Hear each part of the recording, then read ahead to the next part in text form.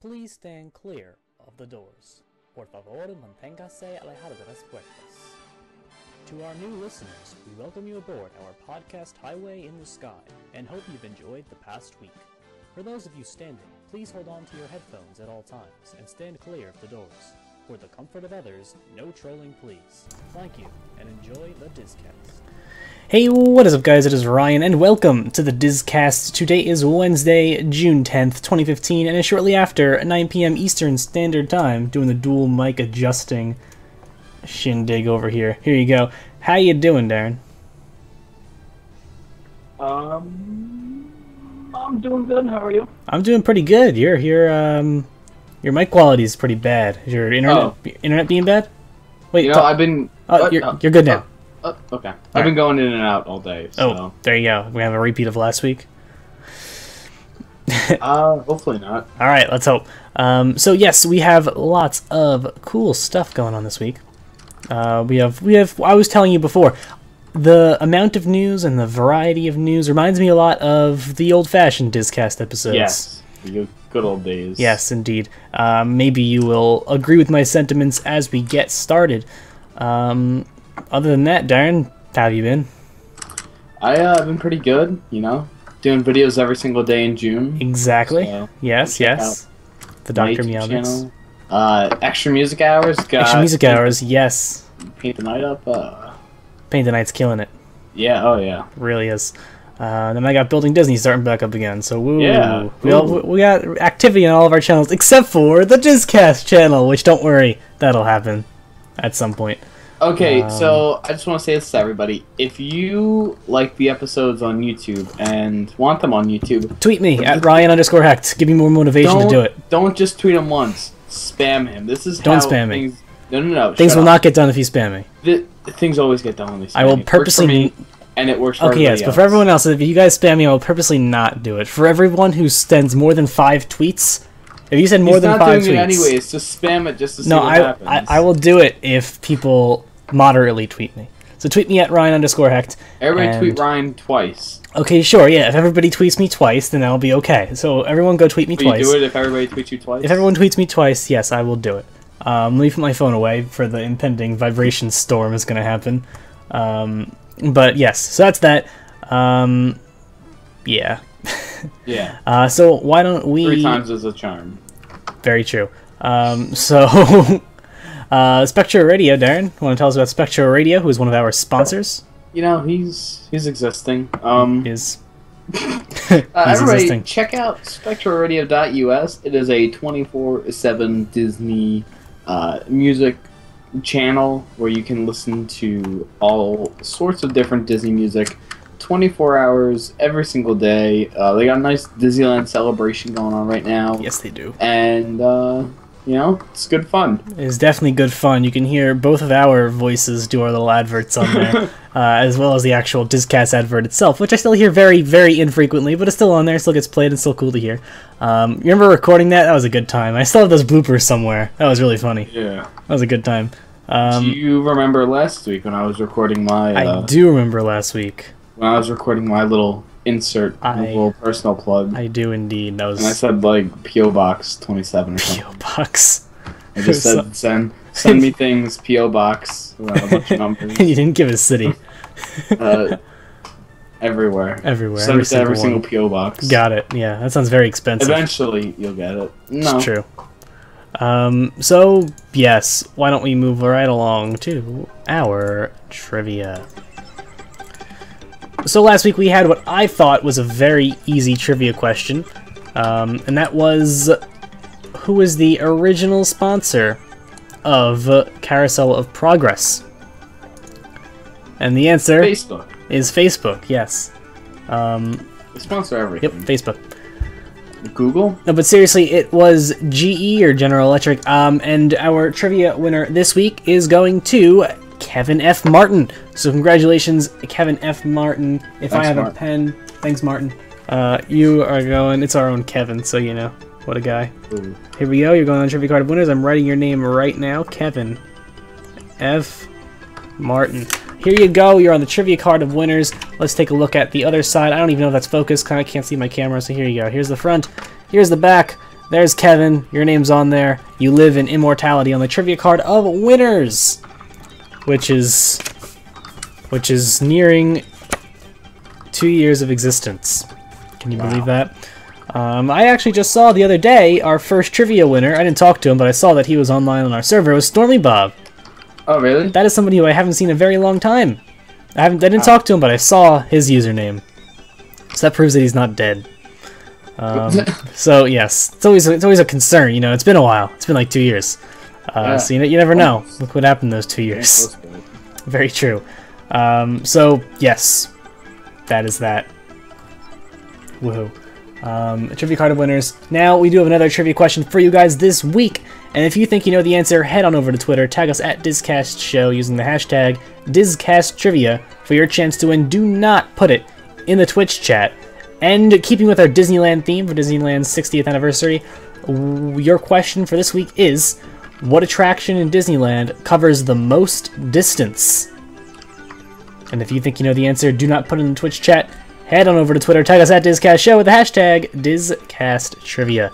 And then while you're on Twitter, go to @Ryan_Hecht and tweet me twice to put up the Discast on YouTube. Let's do a nice little count. Let me go into my let's go into my XSplit. So Ryan, this weekend I had seen Tomorrowland, and you had already seen Tomorrowland. Yes. What were your thoughts on it?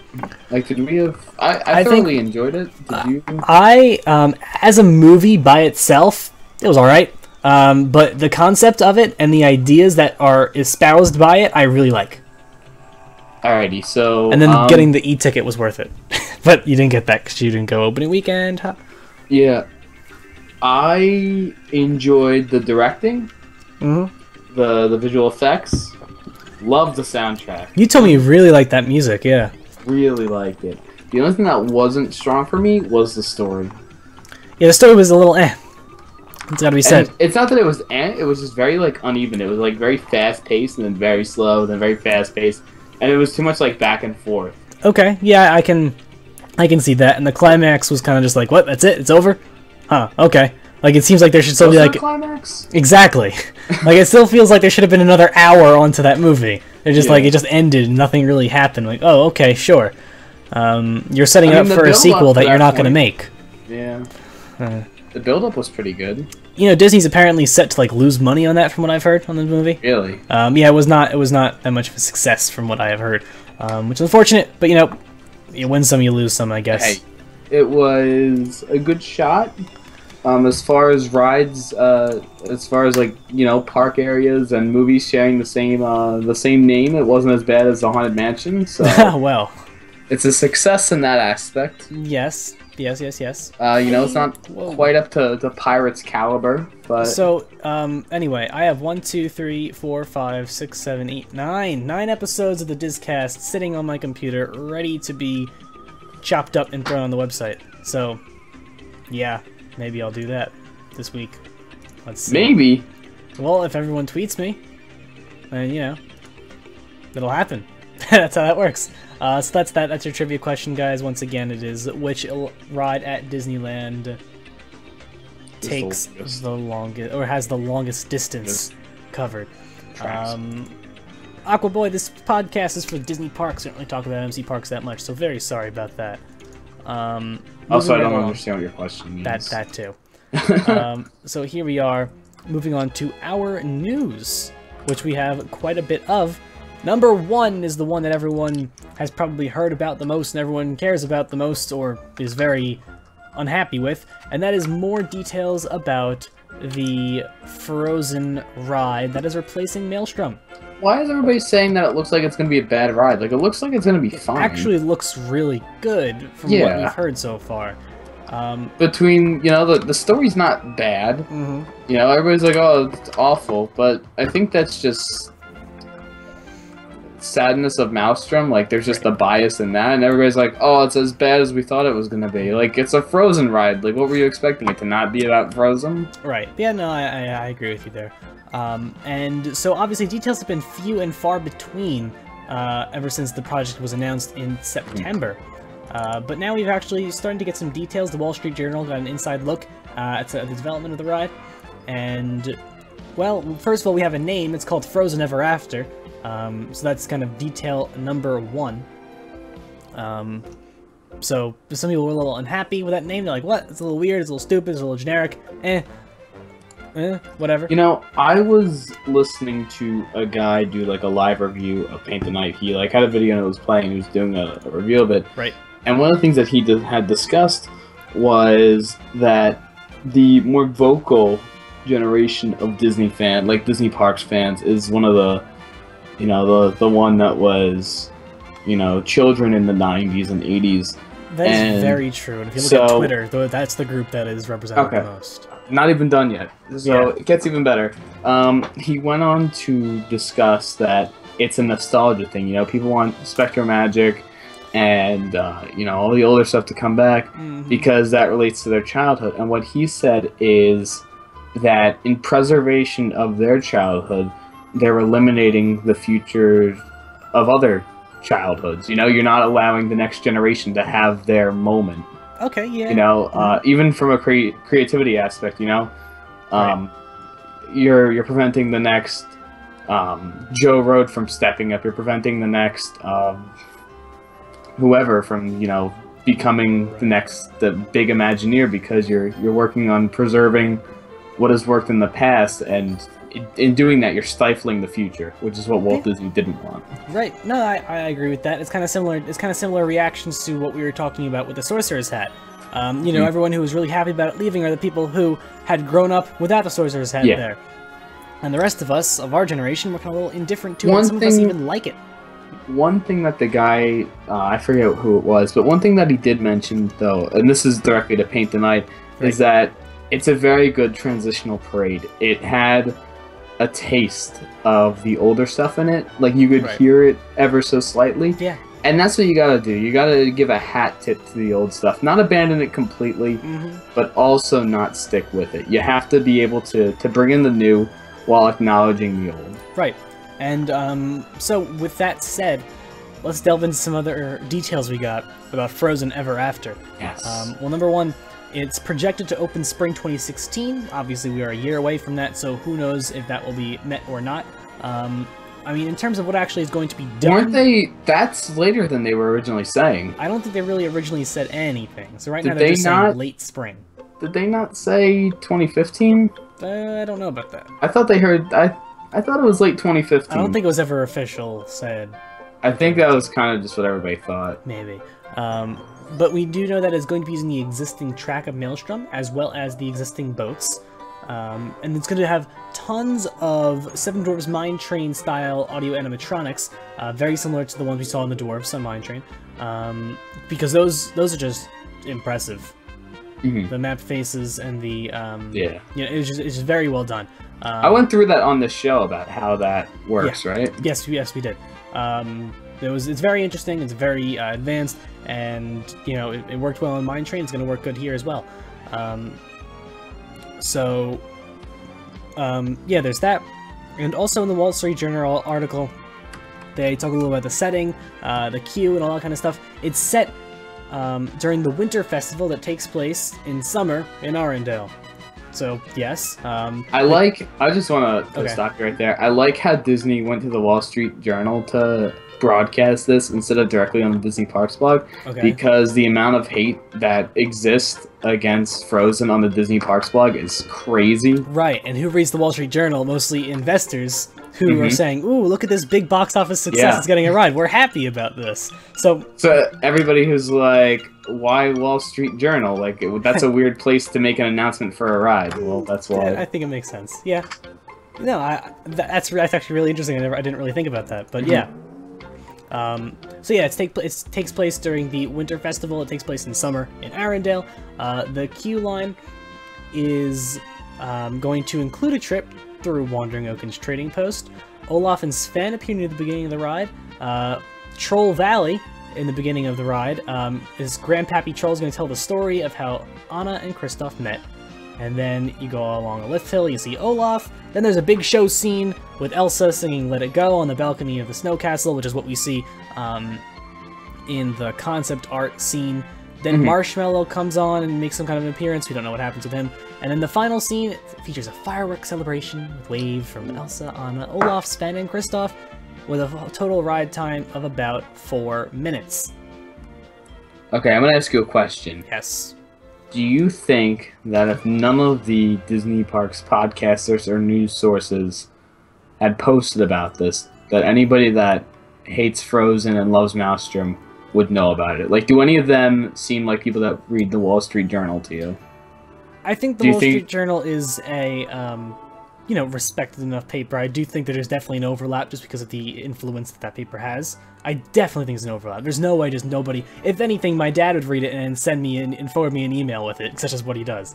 Well, so I know that once one person got it, it would explode. Right. But I'm saying, like, if it was a different time, like there's no Twitter or whatever, and you have the group of people that absolutely hate Frozen and want Maelstrom back, do you think Disney could have made this announcement and none of them would have known about it?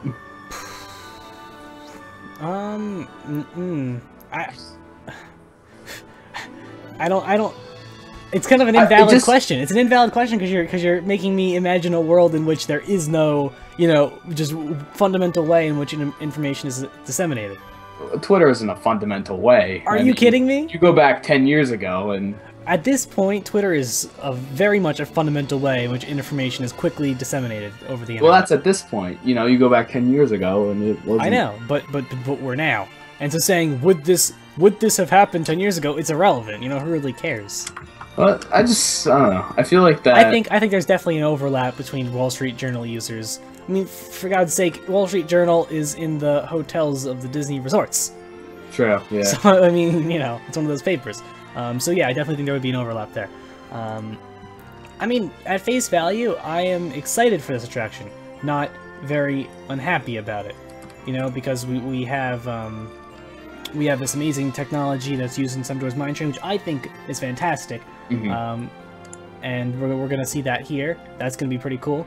And everybody's saying that they think it's going to be like some slapped together ride, and it looks... Definitely does.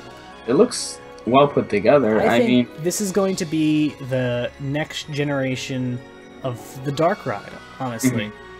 It's the Dark Ride elements that Seven Dwarfs had, put into this setting that is almost akin to like a Fantasyland style Dark Ride, right? Which is almost kind of what it is, but on a much larger scale, and a more high-tech scale. And this is the future of that medium. And no matter what anybody says, because you did kind of word this awkwardly, where the argument can be made, oh, this belongs in Fantasyland. It doesn't matter where it belongs. Epcot's in need of a dark ride. And just a standard dark ride. Epcot is in need of it. I mean, Maelstrom was great just for something to do on that side of the park. And yeah, but you can't make a ride out of that sort of justification. You can't have something just for, oh, it's something to do. Sure you can. As far as a ride goes, do you understand how difficult it is to maintain a water ride that's inside? Right. I mean, obviously they've done more than that, but I think there just kind of needs to be a ride back there, and just for traffic flow, if nothing else. Oh well, now there's gonna be a lot of traffic. Well, yeah. Also in Norway news, oops, I just closed that. Do you understand how crazy Epcot's gonna be in like 2017 when like the new Soarin' stuff opens? Like the ride for Soarin', like the line for Soarin' is never gonna reach like 120 minutes ever again. We've between this and that third theater, oh my god.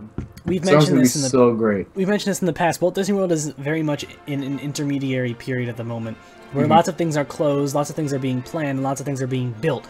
Go there like 5 years from now, by the time like you and I are graduating college, it's going to be a completely different animal. Crazy. It's going to be crazy. So yeah, I mean, it's just talking on a more basic level. We were discussing this last year. Once the new MK stuff is done, like the new like hub stuff is done. Yeah. Fantasyland. that whole like redevelopment period that has been going on for the past like 5 or so 6 years or however long that's been. MK's in a great spot. Yeah. Magic Kingdom's the place to be. Mason, this is in Norway in Epcot. And yeah, I mean, I can't wait to look back on these old on these old DisCast episodes 5 years from now and see what we got right. That's going to be interesting. Because I'm going to forget what I said. I'm going to start watching and be like, hey, that happened, or hey, that didn't happen. All-time favorite is when we announced the new hub. The day before. The day before Disney announced it, and a group of people were on here and they said, Disney didn't announce that yet, you shouldn't be discussing that. And we put something up on Twitter saying, oh, sorry, we announced something as an announcement, but it's really a rumor. And then like 12 hours later, Disney says, hey, this is the thing, and then we just took down that tweet. It was pretty funny. It was a good time. So also in Norway, they have given us some information on the meet and greet area. It's called the Royal Summer House, and it's an expansion between Norway and Mexico, which we have seen before. And you know, they have been starting construction on it a couple weeks ago, which we covered.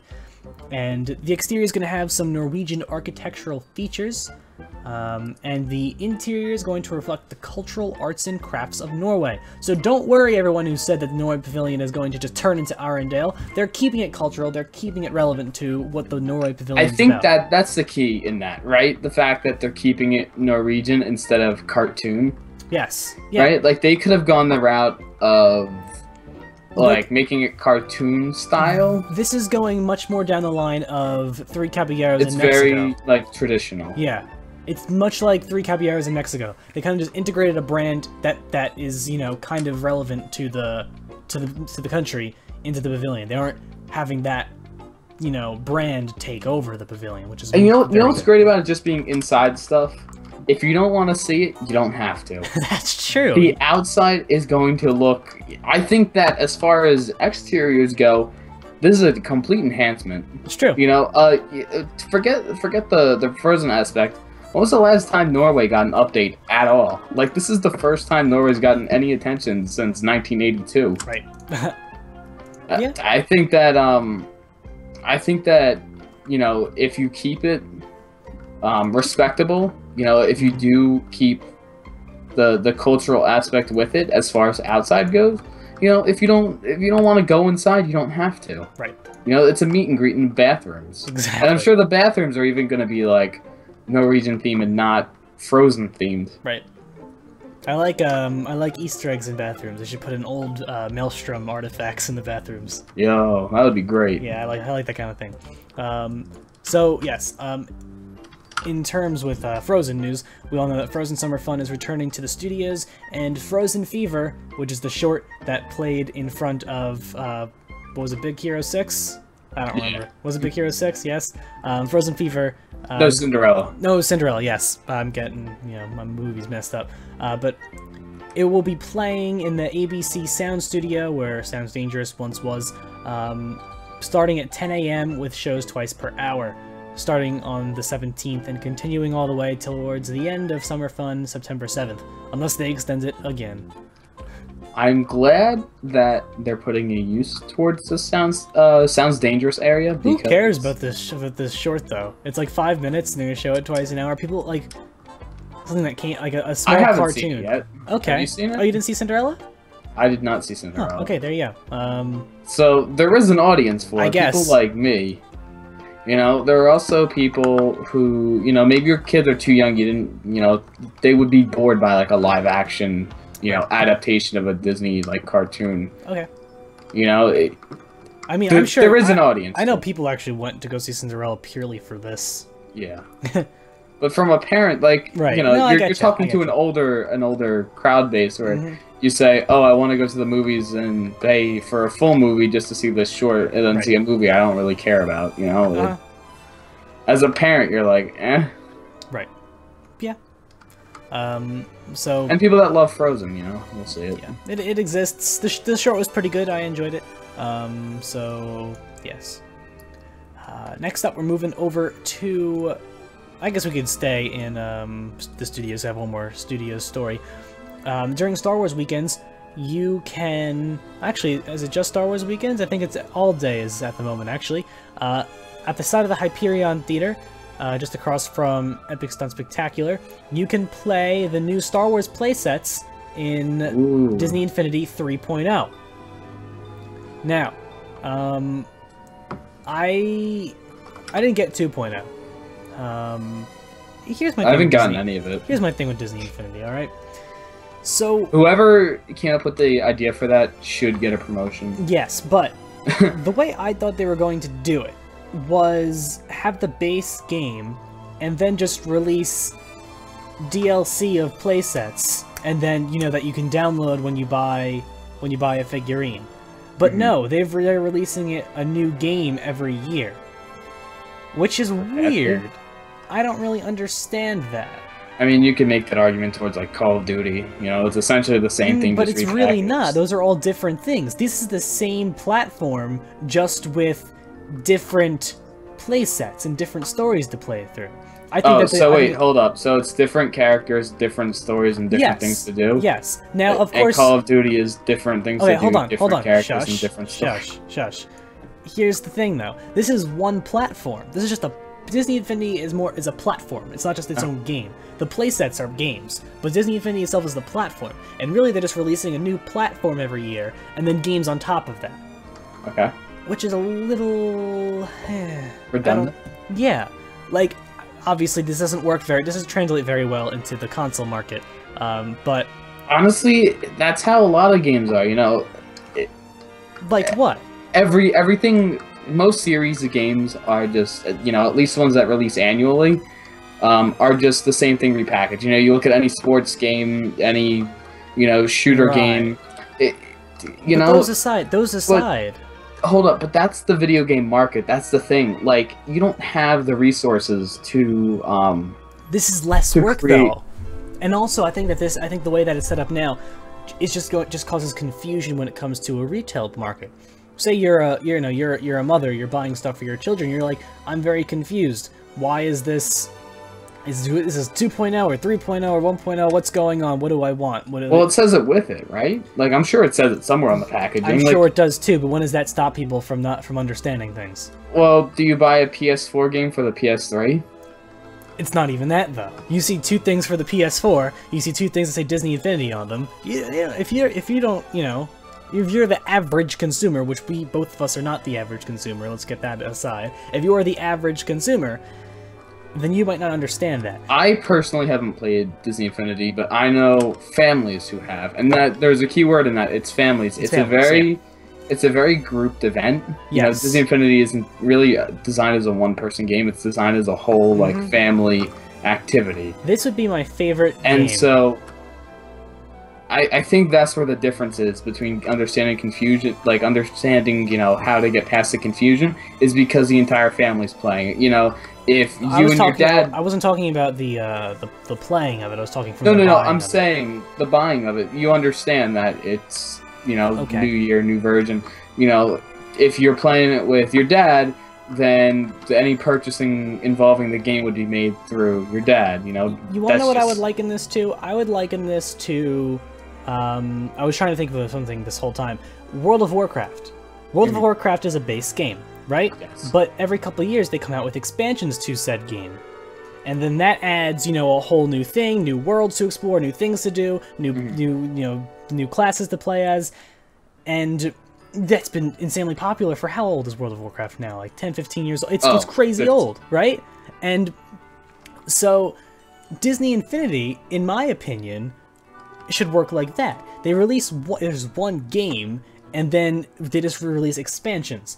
And the way that the console market is moving towards, that would make sense. The way that it is currently doesn't really allow for that. Wasn't there an issue where we were discussing this when version 1.0 came out, when you said you had said this about how the game is massive, and we had discussed how what are they going to do in a year or two when they run out of space on the disc? Like, that sounds like a redundant issue to have. It sounds like a silly issue to have.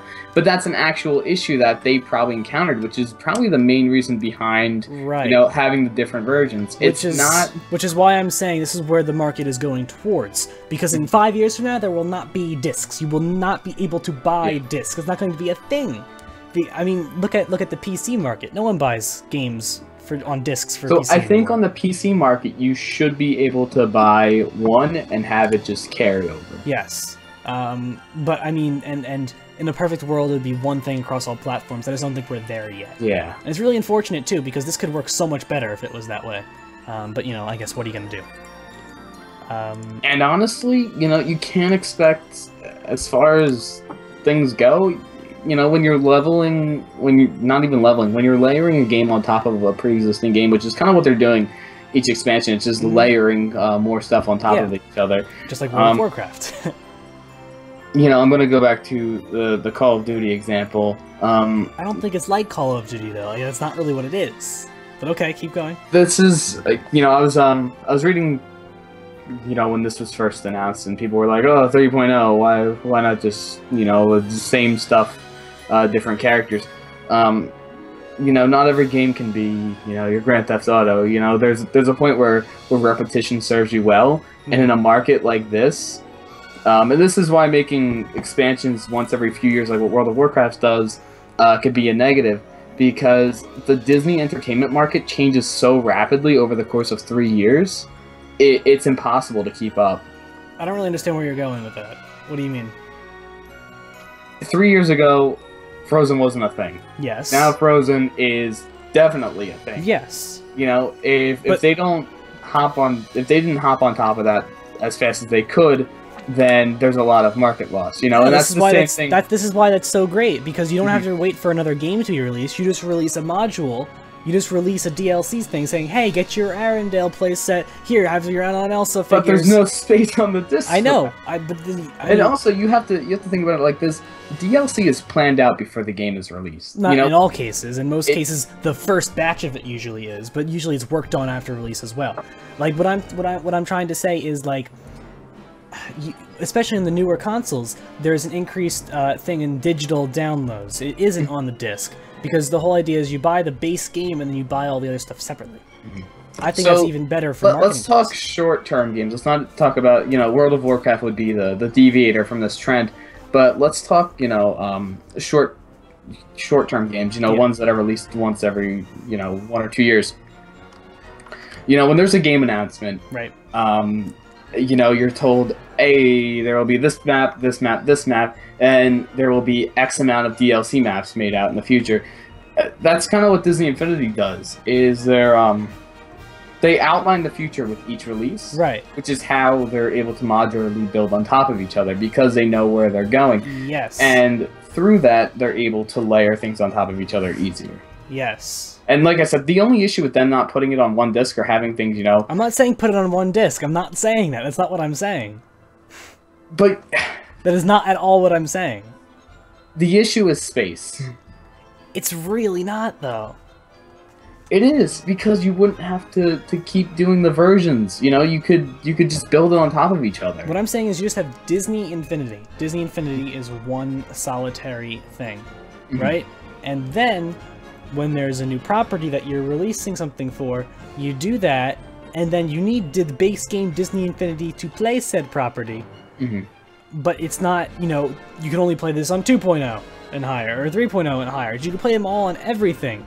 Just provided the base game and this one DLC pack. And you can release updates to this thing as we go along. It's the beauty of the internet. And I think it is just a product of the weird intermediary period we're in when it comes to digital downloads. That's the only problem. We're not quite there yet. Yeah, I know. Things can be streamlined like that. Yes, yeah.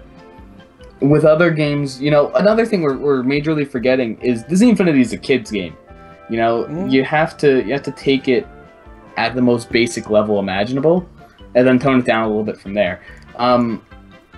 You can't expect to give something to somebody and say, here are the next set of playsets, go figure out how to download the DLC, how to get the DLC, whatever, how to do whatever with the two versions, and figure it out on your own. I think it's much easier that way than saying, here are a bunch of games, figure out which one goes with what. Honestly, like, 1 goes with 1, 2 goes with 2, 3 goes with 3, The square peg always goes in the square hole. Sure.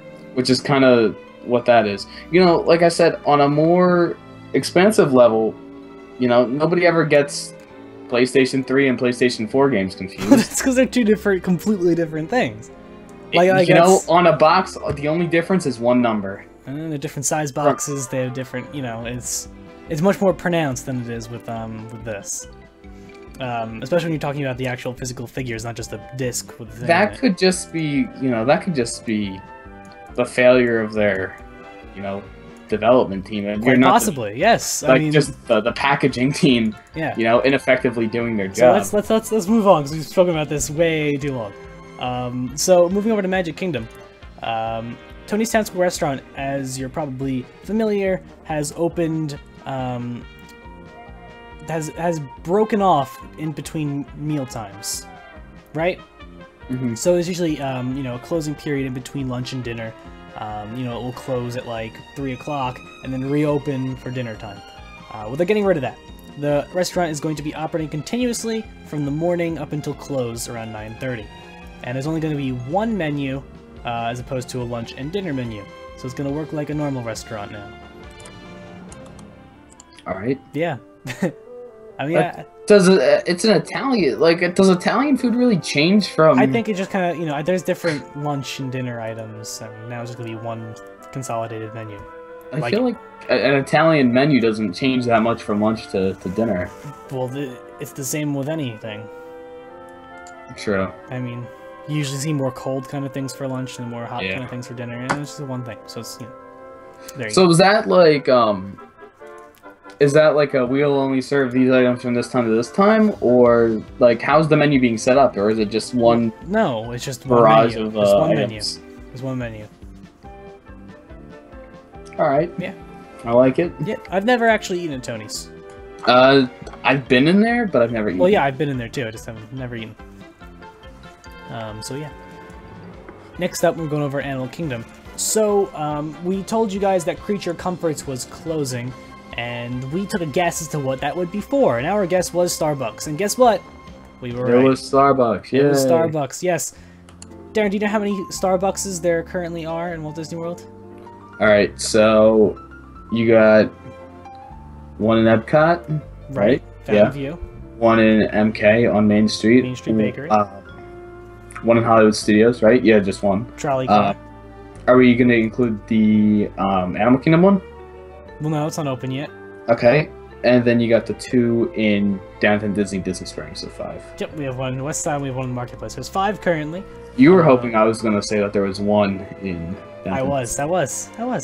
You mentioned Starbucks, and I thought you were going to ask... Earlier we were talking, and Ryan said that he was going to have a trivia question for me. Yeah. And show. Because... I don't know what would have been the cause for that. I don't know, because why not? And Ryan knows that I don't like Starbucks, so I really don't know much about Starbucks. So I thought you were going to be quizzing me on the menu. So I was getting ready to never do that. I'm not that mean.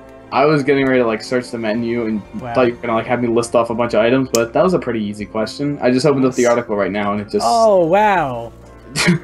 Wow. They're See, all I listed told you right there. not to open it. I didn't. I just opened it right now. Okay.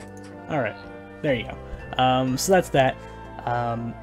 Yes, so the Starbucks is coming to where the Creature Comforts gift shop on Discovery Island once was. It's going to have the same, shabam as the other 3 in-park locations at Main Street Bakery. I can't wait to see the Trolley Car. theming. It's gonna... Oh, yeah. I mean, They've been knocking the theming and stuff out of the park with these Starbucks. I think the especially exterior... Trolley Car. Trolley Car is fantastic. Yes. Was home run. I think the exterior is kind of the way it's going to be. If you look at that picture down at the bottom, I think that's it's been repainted, it's been redone, just pending interior stuff. Oh yeah, that's and along with this news, Pizza Safari in Animal Kingdom is going to be discontinuing its breakfast service. Can we just take a minute to acknowledge how awesome of a name for a restaurant, Pizza Safari? I know. Pizza Safari is the best restaurant name ever, and unfortunately, one of their meals it's going pizza away. And safari. Yes, thank you. I had no idea. That's so genius. It is. It's very much so. Jero deserves a raise. I'm assuming he had involvement with that because he pretty much runs the Animal Kingdom. Okay. So yeah, Starbucks is opening on the 18th. Face is carved in Tree of Life. Starbucks is closing the 18th. Pizza Safari is discontinuing its breakfast service the 17th. All making way for Avatar Land. All making way for Avatar Land. They used to serve whatever a bounty platter is, breakfast burritos and breakfast croissant. So the bounty platter is where they go on Kilimanjaro Safari early in the morning, and they just kill stuff and they put on the platter. They blindfold themselves. And, bounty platter. Whichever animal just happens to be in a line of fire.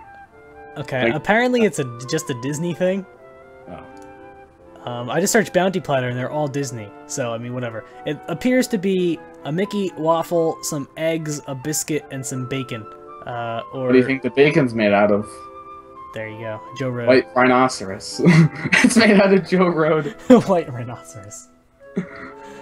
So yeah, bounty platters. Get them while they're hot, I suppose. Gonna be look, it's a waffle with the Pop Century logo on it. It goes to the Pop Century food court. It's pretty cool. But yeah, this seems to be a Disney exclusive thing. Bounty platters. There you go. Oh, hey, it's the picture of the End Zone food court that I used in that DisCast story 2 years ago. Hey. All right, we got some fun stories up ahead. Keep going. We do. It is none other than Disney Disney Springs stuff. We have some new concept art. We have more news on the Edison thing from a couple weeks ago. So first up, let's talk about the stupidly named STK, or it's steak, but shortened. Is it pronounced steak, or is it pronounced STK? It's capitalized. I would say STK. STK. Like STK. Pronunciation. I would go there. Okay, so here's somebody who's in the Orlando area. Go next to go into the boathouse and be like, "Yo, what's that restaurant that's gone right over there?" And then see what they say. And see what's said. There you go. There you go. That's a good idea. So yes, it's going to be the largest STK location, which we mentioned before. It's going to be 14,000 square feet. It's going to have the only rooftop dining in Disney Springs, which is pretty cool. It's the landing district where Comedy Warehouse used to be, and it's going to bring an ambiance that blends elements of a modern steakhouse with a sleek lounge, including a DJ. So there you go, sleek lounge. You know what would be crazy for Disney to announce? What? Just out of nowhere, they're like, "Yo, throwback to Pleasure Island Adventurers Club, getting their own little building." Ooh. Yeah. Do you understand the chaos, the madness that will come out of the Disney fans? Like, "Oh my God, it's back!" Yeah, as is anything when people talk about the old stuff, which was that nostalgia we were talking about. And yes, there are tons and tons of restaurants either being announced or open boathouse. Yeah.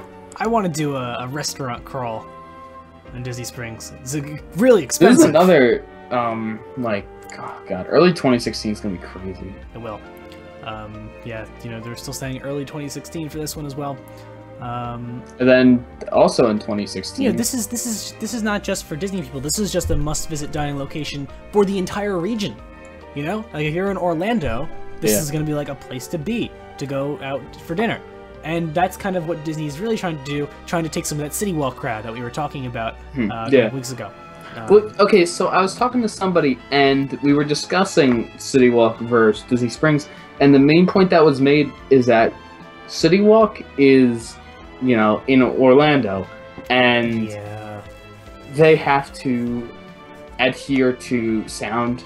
I wasn't even thinking that. I thought you were saying they're in Orlando, which means they have that the urban population there, whereas Disney's an hour away. But I didn't even think about that. So go on. Disney Springs has this whole new level of nightlife entertainment that Universal isn't allowed to, expand upon into. Right. Disney can develop themselves as this great nighttime entertainment.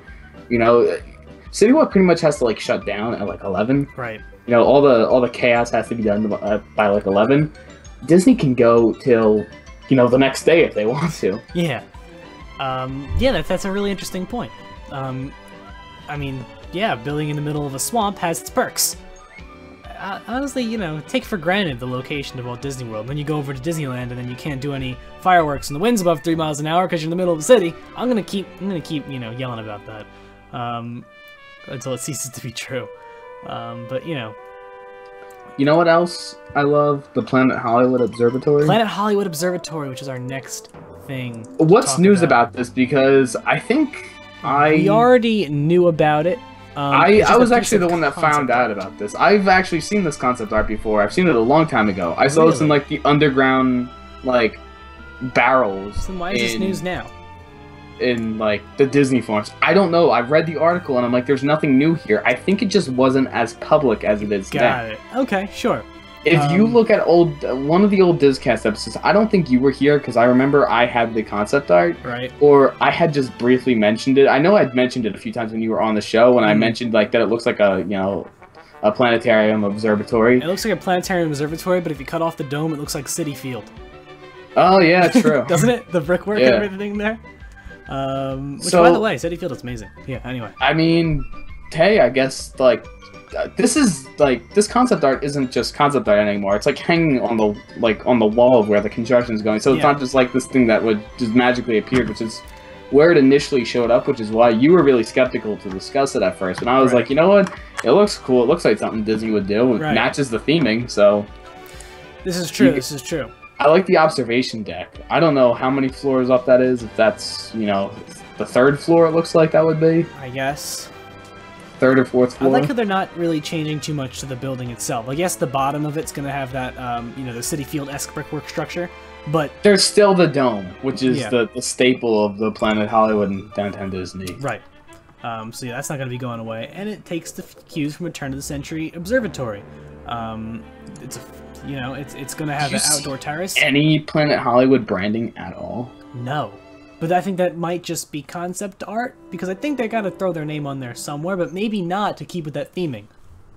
I can imagine just like some small LED sign like over the door. Like you see how where the door is, like where the double doors, there's like each of those sections. Yeah. I think right on the section that's above the doors, but not the big one, I think that it's just gonna say like Planet Hollywood there. Okay, yeah. And maybe something on those circular window. Yeah, but nothing, with star and like a huge thing like it is right now. Yeah. Yeah.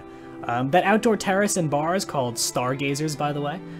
The thing up top? Yeah, it's called Stargazers. You get views onto all of Disney Springs, and it's going to bring live entertainment to Planet Hollywood. You know why that's going to be successful now? If they had gone with this design for Planet Hollywood 10 or so years ago, it wouldn't have worked because the top of Downtown Disney isn't appeasing. Like it's a pretty grossing. I mean, hey, they have the hot air balloons. Yeah, if you've ever done characters in flight, like you don't look at Downtown Disney, you look at the parks because those look nice. Yeah. Downtown Disney is just a bunch of buildings, and that's why, between this and SDK, which is why it's the first, oh, hey, outdoor, rooftop dining or whatever. Right. Because you're actually looking at stuff. It's not just, let's just throw a bunch of buildings together. Yes. Yeah.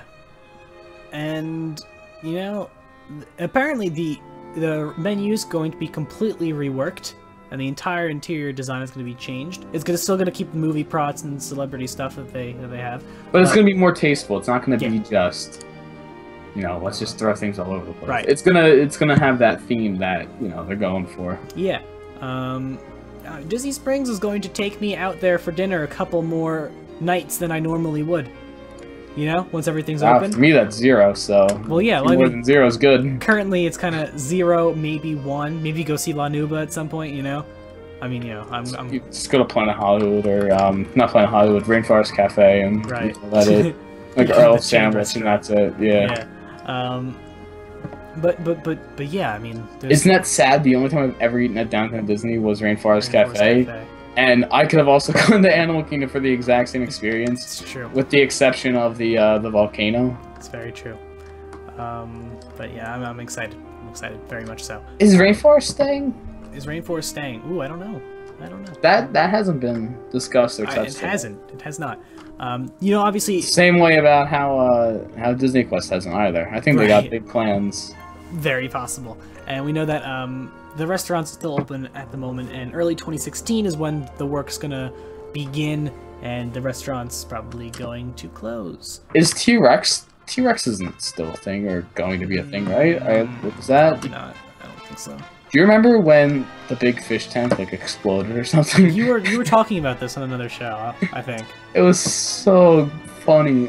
I feel so bad for saying it was funny, but just seeing the tank just start leaking and all the fish just flying all over the restaurant on the people's plates and stuff. Yeah, it's pretty funny. Just talking about another restaurant coming. Like, what do you do in that situation? You're like, oh man, there's a flounder on my plate. You eat it. That's what you do. The catch of the day. The catch of the day. There you go. That'll be $50. You have to weigh it. Yeah. Is it legal? Alright, anyway, so the Edison we talked about a couple weeks ago, but we've gotten a little bit more, substance about it. It is. Yo, it's gonna be hot. Look at that building. Great. Oh my god. It's gonna be great. It is like a 1920s electric company power plant. 35 What's foot. that thing next to it? That What? That like tannish building, like the beige one. I don't know. Is that anything yet? I don't know. Is that like that cluster of like 30 stores or whatever?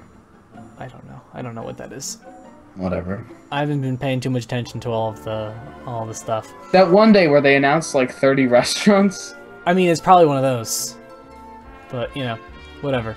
Edison is going to have classic American food, cocktails, and live entertainment, including cabaret and music.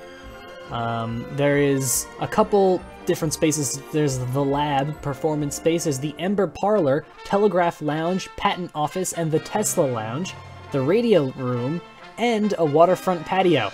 Do you think Elon Musk is just going to hang out in the Tesla Lounge like all day? I don't know. Does Elon Musk care about Disney at all? It's Tesla. Okay, because it's the name of his company. He's gonna go there? He's just gonna hang out there, like, he's gonna move headquarters into that one section of the bar. Because what's a better place for your company's headquarters than a bar? You know, they're at the bar most of the time anyways. Currently, the Lab Performance Room is gonna have entertainment such as contortionists and palm readers and live DJs. See, that's upsetting. You know how like they have like those like really like creative food things where like they put like science like with food and they do like all sorts of crazy stuff. Oh, like with like dry ice and stuff. I know what you're talking about. Like, why are they not like expanding upon that? Like make that like the experience. Like make that like its own little bar area and then just expand upon that. Like have like these really like showmanship style drinks, you know, instead of like contortionists or whatever. Right. Like I feel like that's more better themed. Yeah. Yeah, no, I agree with you. So this is where the Adventurers Club was, as well as BET, and it's opening sometime in 2016. Now, fun fact about the Edison location in Los Angeles, it has been the winner of Zagat's Best Design for a bar lounge, and it's been named the best bar/lounge in Los Angeles every year since it opened in 2007. Can you believe that? And it's also one of the world's top 20 bars, according to GQ. And Esquire, and Condé Nast Traveler, and the LA Times. So this is a very renowned place in LA, which, makes sense to why Disney is, hitting it up. Gavin, you posted the wrong link. I don't know what that's going on about, but here's the actual thing. Oh, perfect. Is this... Fish Tank Kings at the Rainforest Cafe. Yeah, see that? I don't know what that is. So I think that just posted. Did that post in chat? It's saying that. I didn't see it. Okay. Send it again. There we go. There you go. Now I see it. So that's the actual. Oh, yeah, he said sorry, wrong one. As you can see, it's just.